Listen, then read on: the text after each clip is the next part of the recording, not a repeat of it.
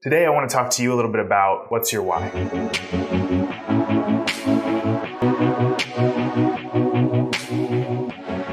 So in the last video, I talked a little bit about my dream as a child.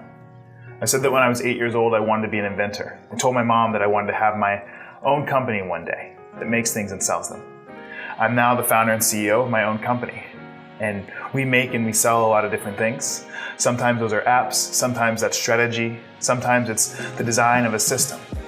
But I have been able to achieve my childhood dream over the last several years. And today I want to talk to you a little bit about the question that you should be asking yourself as you think about your own dream. And the question ultimately is, what's your why? What is the why that gets you out of bed in the morning? And what is the reason that you want to do the work that you do? To answer that question, I'll tell you a little bit more about how I found my own why. When I was a kid, I had this dream that had welled up in me for an unknown reason. Not everyone is born knowing what it is that they want to do, but I would encourage you to think back to your early days, to your early life, and ask yourself, what is it that you wanted to do when you were a kid? Once you've answered that question, think a little bit about why it is that you still want to do that thing. For me, it turned out that my dream needed to transform a bit. You see, when I was a kid and people would say, well, what do you want to be? And I would say, I want to be an inventor. They would ask me, what do you want to invent? And I actually didn't have a very good answer to that question. I wasn't sure of what I wanted to create just yet.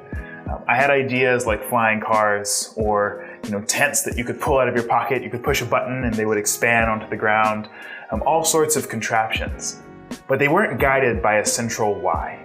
And as I think about it right now, those things wouldn't really be the things that would get me out of bed in the morning. But when I went through this experience with my brother, he was diagnosed with cancer from a young age and then fought that over the next 5 years. I began to learn more about myself and more about what I cared about in life. For me, it was actually an experience of being incredibly involved with systems and parts of society that didn't work very well. When one person in a family goes through cancer, the entire family goes through cancer. And I got to see firsthand how our healthcare system works. I got to see that the fairy tales that they tell young kids, right, that everything will work out well, that everything's going to be okay, aren't always true.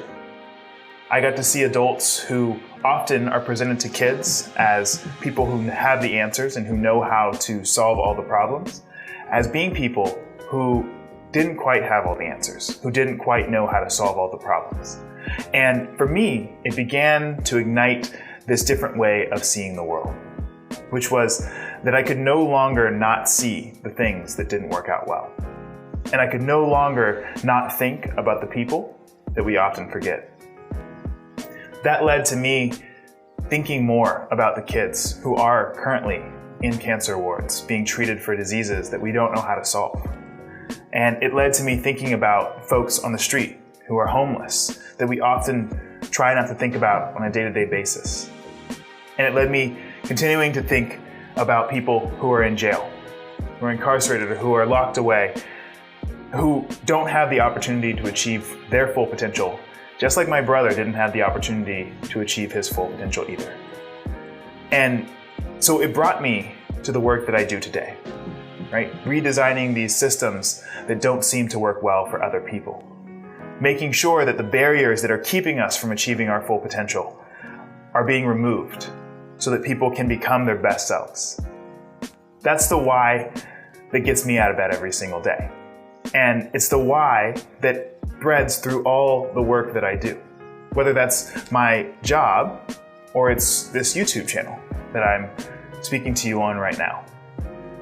I think that when we find our underlying why, we find the guidepost for walking the path that we were meant to walk. Once we find that why, there are so many different ways in which we can make it real. But it really comes down to figuring out what is it that gets us out of bed in the morning. So I'll ask you, what's your why?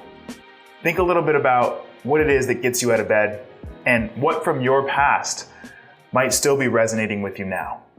Why is your dream your dream? I'd love to hear about it in the comments below. Till later.